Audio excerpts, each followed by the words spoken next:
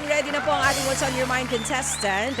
Ito nga po ay pabida pala sa True FM, pabida driver po natin. Mula po ito sa Binyan, Laguna. Siya po yung nakikinig sa atin since 2020. TNVS driver po ito. Boundaryhan po siya, 1,500 pesos a day ang kanyang boundary. 16 hours nagmamaneho si tatay. Kaya pong nauuwi na lang niya dun sa 16, isipin nyo, 16 hours magtatrabaho, partner. Ang may uuwi na lang sa pamilya, 500 pesos. Ang misis niya nga po nag-aalaga ng kanilang mga anak sa bahay. Isa lang po ang kanilang anak. 22 years old na at 4th year college student. Naku po, gagraduate na accountancy ang kurso. Panoorin muna natin ang video ng ating pabida driver na si Tatay Sherwin De Luna from Binyan, Laguna. Good morning po, Sir Ted Pailon and DJ Chacha. Ako po si Sherwin De Luna. Akala ko si Vin. Akala ko si Sec po, Vin, nakatira sir. po sa Binyan, Laguna. Matagal na po ako nakikinig sa inyo. Pamula pa po nung nasa DCMM kayo. Ba? Thank you. Nung una po nalungkot ako kasi lumipat kayo sa Channel 5. Pero nung okay po pala sa Ba, okay na okay sa, pala. sa True FM. Oo, syempre. Sana po mapagbigyan niyo ako kasi po kailangan ko po sa pag-aaral ng aking anak. Mahina po kasakitan namin ngayon gawa ng ang taas po ng diesel. Halos wala na po kami na iuwi. Ito po yung aking, dito ba ako lagi nakikinig po? Oo nga. 105.9. Sa radyo ko po tuwing alas 6 po hanggang alas 10 po. Maraming salamat po. Welcome po, Sec Vince. Ay, hindi pala si Sec Vince yun. Si Sherwin De Luna pala yun. Kamukha lang ng Binyan, Laguna. Tatay Sherwin, good morning! Hi, good morning po. Sir Ted Pailon ng Ma'am DJ Chacha po. Good morning, Sir Sherwin. Sabi ni Sir Sherwin kanina, nung una, nalungkot ako nung lumipat kayo. Pero okay naman po pala kayo dyan sa True FM. Yun ang sabi niya. Tatay, gano'n na po kayo katagal nakikinig sa amin dito? Nung sa True FM po, pamula po nang lumipat kayo, 2020 yata, 2021. Ibig sabihin, 2021. sinundan mo si Manong Ted, no? Ikaw ang sinundan. Ikaw. Sinundan ko po. Oh. Ikaw ang sinundan, Ikaw Chacha. talaga, dahil DZMM days pa lang daw, nakikinig na si tatay ngayon. Isa na siyang legit True FMers. O, diba? So, Tatay Sherwin, anong oras po ang biyahe ninyo itong 16 hours? Anong oras nagsisimula yan? Nagsisimula po ako mga alas 6 po ng hapon po. Hanggang, ano na yon? Hanggang mag-umaga na? Hanggang 10 o'clock na ho yun. 10 o'clock hanggang 12 o'clock po. Nang umaga? Pag ng umaga po. Oh, grabe. Buti po sanay na kayo sa ganong graveyard shift, tatay. Mas gusto niyo yung ganong oras? Kasi mas pag sa po yung sobrang traffic, wala halos din kinikita po. Oo. Kasi inuubos po ng traffic yung gasolina. Totoo naman din. So, tatay, paano po yun? Ang oras ng tulog ninyo, pag uwi ng bahay, mga alas 12 ng tanghali or 11 a.m.? Opo, mga ganun po. May day off, Tapos, may day off naman? gigising po ako ng mga alas 4 po. So mga 4 o 5 oras ng tulog nyo sa isang araw. Mga ganun po, opo. Pero dahil sa pagsisipag nyo, yung anak nyo po gagraduate na po. Isang Oo. taon na lang, 5 years ang accountancy Tama po? 4 na taon po. 4 na taon na po taon? ang accountancy po. 4 years ang accountancy. Ngayon. Ngayon, 5. Okay, that's nice. Oo. So At tayo isang itong si taon na lang. Tatay Sherwin ay hinahangaan din ni Boss Eugene Evangelista. Nako, Boss Neo G. Kahanga-hanga po talaga ito, bossing. Sumasaludo po ang Rhea Generic sa mga manggagawang Pilipino. Tama, kaya kailangan niya ng Rhea Vitamins kasi nga araw-araw bumabiyahe. Alagaan po ang ating mga sarili. Lalamya-lamya ang pakiramdam. Rhea Vitamins. Naman. So Tatay Sherwin, Tatay, Opo, Sir Ted. sa hirap ng buhay, wala ka ng pang-ahit. Napatawa ko siya. Napatawa mo si tatay. Pangalawa, sa hirap ng buhay, Tatay, wala ka nang mabili siguro ng sabon. Pero naman po. Meron Kaya naman. po sa pasahero pag Ako po lamang, gusto ko lang po kayong sumaya kahit papaano po kasi nauunawaan po namin kung gaano po kahirap ang buhay po ninyo. Ito pong inyong minamaneho, sa inyo po ito, boundary huka ninyo kayo? Boundary lang? boundary hulog po. Okay. Anong kotse yan? Anong klaseng kotse? Vios po, Toyota Vios po. Ilang taon pa ho ang inyong huhulugan? Bali, 3 years pa po. Sige. So, si Mrs. po sa bahay lang? Opo, nasa bahay lang po. Kasi po yung inaalagaan po niya yung mother niya po. Ilang Napakabait taon na po? naman na anak. Ilang taon na si nanay? 86 po. Wow. So, mother niya nakatira po sa bahay nyo? Hindi po, kasi po nawala po yung bahay namin. Kayo, Kaya ano na- kayo nakikitira kay nanay? Kami po, Oo. yung misis ko po nakikitira muna dun sa kanyang mother po. Mhm. Ako naman po nakitira muna sa mother ko. Sandali lang. Hiwalay ba kayo ni Mrs.?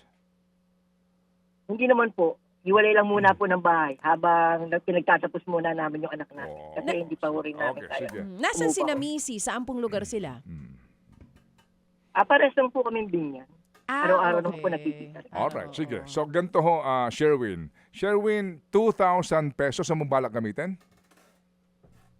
Gagamitin ko muna po pambaon ng anak po at saka panggasolina ko po ngayon po. Panggasolina mo today? Opo. Magkano ang baon Kasi ng anak kagabi mo? po, Mm. kagabi po hindi ako masyadong nakabiyahe kasi naglobat yung sasakyan ko na napuntahan lang ako ngayong umaga kaya hindi ako masyado kaya hindi ako nakakuha ng panggasolina ko. So yung baterya mo bago ngayon, naobliga kang bumili? Hindi naman po. Bago pa ho siya kaya lang po maliit lang yung nabili ko. Hindi kinakaya pag minsan naglolobat po. So nagpa-jump start ka pa? Opo, nagpa-rescue po ako. Alright, sa tatay sige, ko. sige. Ganito, Sherwin, magkano ang baon ng anak mo? Saan nag-aaral to? Sa Adamson po. Adamson sa Manila? Opo. Kaya lang po nag-aano po siya ngayon, may OJT na po siya. Sa Alabang lang po siya nag-aano. Oo. So magkano ang araw-araw na baon ng anak mo? Ang araw-araw po niya 300 po. Malaki-laki rin ha. At babae ba ito? Babae po. Sa loob ng isang linggo, ilang araw pumapasok? Ngayon pong nag-OJT po siya, 5 araw po. Sige. So kumbaga, sa loob ng isang linggo, 20 days siya pumapasok. O sa isang buwan po, 20 Okay. days. Sige. Kung 300 times 20 days set ay magkano? 6,000. 6,000 pesos. Isang buwan na allowance niya sa 6,000. Tama? Tama po. Malungkot ka eh. Oo. Malungkot itong Hindi siya malungkot. Malungkot na malungkot siya eh. Hindi kasi, hindi niya nako-compute. Basta bigay lang siya ng bigay. Joke O, lang, 6,000 Ninenervous po. lang po ako, ninenervous Hindi. lang po ako. Okay. Ganto ha, Sherwin, ganto. Sherwin, sagot na ng ating Happy Anonymous yung isang buwan na allowance. Ano pangalan ng anak mo? Sherina Isabel po. Sherina. Okay, sagot na ni Happy Anonymous yung isang buwan na allowance na 6,000 plus 2,000 panggas mo today. 8,000. Okay ka ba doon? Ay, salamat po. Malaking tulong po yan, Sir Ted po. Paano kami nakakasiguro na yung 6,000 talagang mapupunta kay Sherina. kay Sherina? Pwede niyo pong isend na lang po sa kanya kung gusto niyo po yung... Diretso. Diretso na kay Yung pambaon po Sherina. niya. Isabel. diretso na po sa kanya. Para hawakan niya at yung bata matuto rin na Oo, mag-budget ang kanyang pagbabudget. sarili para siya matuto na mag-ano din. Opo. Kung sakasakali, pwede rin naman ikaw araw-araw at we trust you, no? Naniniwala kami sa kadakilaan mo, Sherwin, kasi kung nakikinig ka sa amin, ang pinagbabasihan namin dito ni Chacha at ang ating Happy Anonymous ay yung tiwala. We Katapatan trust po. you. Yes, and Katapatan. amen. Importante ang galaw sa mundo ay Sherwin? Tapat ka po sa kapwa mo. opo. Ayun. Tapat ka po sa kapwa mo. Ang importante ang galaw sa mundo ay patas. Pero hindi pa tayo natatapos dyan dahil may nakikinig sa atin na talaga namang saludo din sa kadakilaan at sipag ni Tatay Sherwin. Nagdagdag Ng? ng 5,000 piso si Happy Pretty B para kay Tatay so, kung Sherwin. meron na siyang 8,000 plus 5,000, that's 13,000 pesos. Tama, 13,000. Malungkot ka pa rin, Sherwin.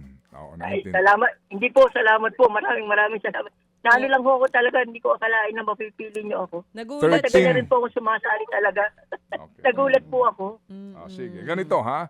13,000 ito. Hingi lang muna kami ng patunay dito sa anak mo. Alam mo na, yung school ID. Alam mo na yung mga ganong bagay na para lang natin masiguro, no? Apo. Sa kapakanan ng ating mga Happy Anonymous, itong ang tiwala na pinagbabasihan ng ating ugnayan nito. Okay ba sa iyo yun, Sherwin? Okay po, okay po. Alright, sige. Magpasalamat tayo higit sa lahat sa Panginoon, hindi na bali sa aming programa at sa mga taong nagtitiwala sa iyo. Go ahead, Sherwin. Maraming pong salamat sa mga Happy Anonymous po at saka kay Lord po. At saka po yung ginawang daan ni Lord na sina Sir Ted Pailon at si Ma'am DJ Chacha at saka sa True FM po. Maraming salamat po. Amen. Sige. Sherwin, mabuhay ka. Kami nananalig na itong ating ugnayan ito ang simula din para sa iyong anak na mabiyayaan ng tulong para mag-focus pa siya sa kanyang misyon na makapagtapos ng pag-aaral and eventually din makatulong sa inyo. Salamat, Sherwin. Ay, salamat Sir Ted at salamat po Sir Ma'am DJ Chacha po. Salamat po. Salamat na marami. Thank you. Thank you so much, Sige, Sir Windaluna. Mga kapatid, patuloy po kayong tumutok sa 105.9 True FM para sa totoong balita, impormasyon, music and entertainment. Mag-subscribe sa aming YouTube channel at podcast at sundan nyo kami sa Facebook, Instagram, X at TikTok sa True Network PH. Bisitahin din po ang aming official website, truefm.ph. At panoorin din kami sa True TV Signal, Channel 19. Kami po ang 105.9 True FM. Laging true sa'yo, kapatid.